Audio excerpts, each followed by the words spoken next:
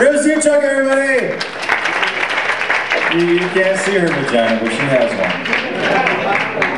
one. Sour cream. It was good. It wasn't cum, but it was pretty fucking close to cum. We've closed on cum a lot here tonight.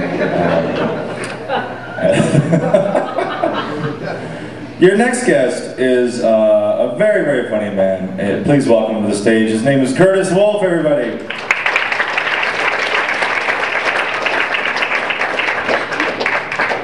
Before we begin here, thank you everyone for coming out. I actually have a friend here. It's not really even a joke, but he broke out of the hospital to be here.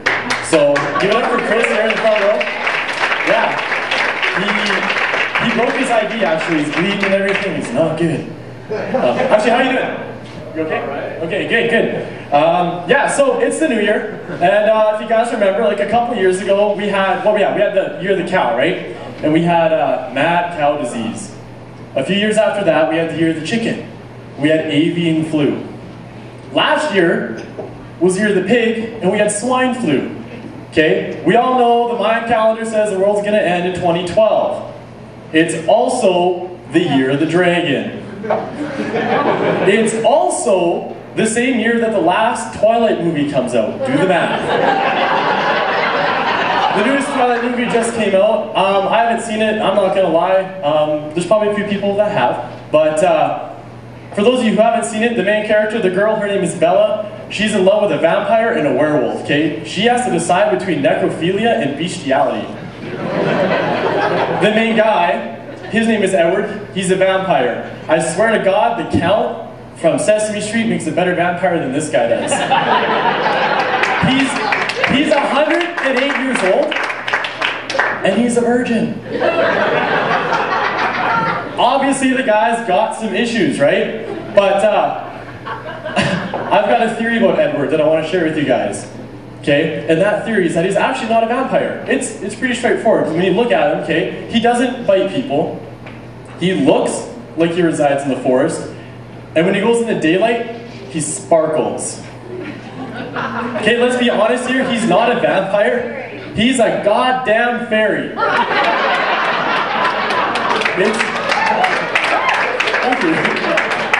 It's all a great big conspiracy. Another conspiracy you guys might have heard of is a couple months ago there was that family in the States, right? They wanted to get their own reality TV show, so they filled up that helium balloon, right? Let it go from their backyard. Yeah, you know, right? And they called the cops and like, oh, my kid's in that balloon, he's gonna fall, he's gonna die. Then they thought he did fall out and died. And yeah, the cops around, they did an investigation, they said it was all a hoax, right? It's all fake. No, I Googled it, because Google's good for that. And it was totally true, like it actually happened. The kid fell out and died. The reason why he was in the balloon in the first place, because it was actually Michael Jackson trying to get takeout from heaven.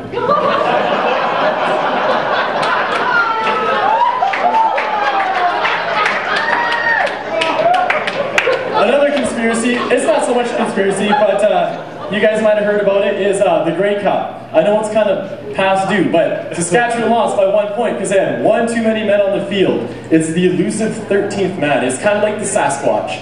You'll never know who or where they are. But no, it's funny because like I had kids in my math class in high school, football players, where I was like, oh, like I'll never need math in the real life, right? If only they knew that there'd be like one time that they actually had to count to 13. And what it would actually cost them.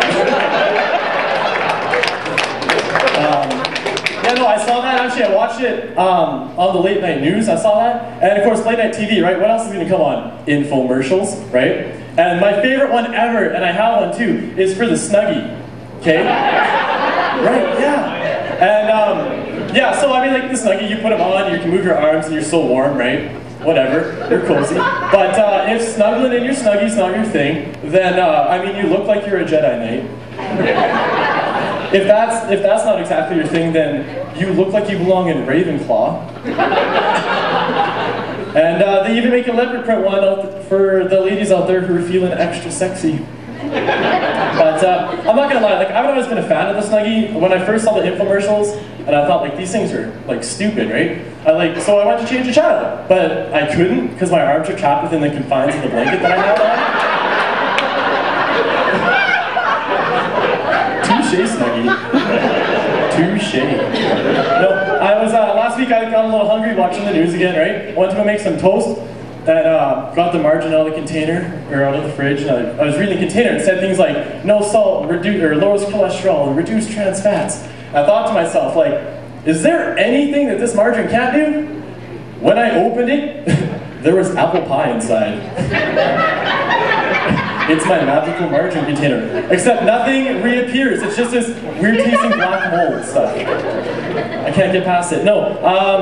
Last week was a bit of a bad week too. I got a paper cut on a Band-Aid box. And as it turns out... that's not even the punchline. As it turns out, the irony of the whole situation was more painful than my initial wound. Now you can laugh. Ooh, yeah. No, but bad week, right? So I ran into one of my friends. She's like super bubbly, super happy girl. And I asked her, like, what do you think of? What goes through your mind that keeps you happy all the time? And she told me, she's like, I think of babies with mustaches. Once again, like, right now you're like, oh yeah, okay, in concept that's pretty funny. No, Google it. You will laugh your ass off. And you'll be like, he's right, right? Yeah, oh. Apple released a new iPad this week. I don't have a joke about it, it's cool. Google that too. But I have an iPhone, okay? And when they first released the iPhone, they were gonna call it the iTouch phone, and they were gonna have a version for kids. But then they did research, whatever, they found that they couldn't call it that, because if they did, they'd have to call it the iTouch Kids. Thank you. Yeah, oh, back to high school. I had a friend who was there very popular with the ladies, and me and my buddies tried to razz him, give him a hard time, right? And tell him that he had cooties, right? Because we're cool like that. And he got checked out a couple months ago. And as it turns out, he doesn't have cooties anymore. But that's strictly because they only renamed it to the clap. Yeah, my buddy and his girlfriend were having a bit of a debate. And she asked him, like, why are men so obsessed with motorboating their girlfriends? Now, like, I thought about it, and you don't have to put much thought into that, okay? It's pretty straightforward, because, like, guys, like, your face is in your girlfriend's cleavage, right? Like, yes, right? If you're gonna do it properly, you're gonna push her boobs on your cheek, double yes. How else can we make it any better but by throwing in a farting noise? It's pretty straightforward. I got time for one more here. I work at Staples, and we have these things called the easy button. Okay, and you press them and they go. That was easy. Pretty straightforward. Okay, Stephen Harper's got one, right? But he's got me concerned. He kind of got the whole easy button ball rolling, but he's got me concerned because, like, the guy's got a button that tells him how hard it is to run a whole goddamn country. Rumor has it that Obama had one on his person when he won the Nobel Peace Prize. I'm just gonna pause there. Have you guys ever noticed how, like, Barack Obama and Bob the Builder have the same catchphrase? Like, can we fix it?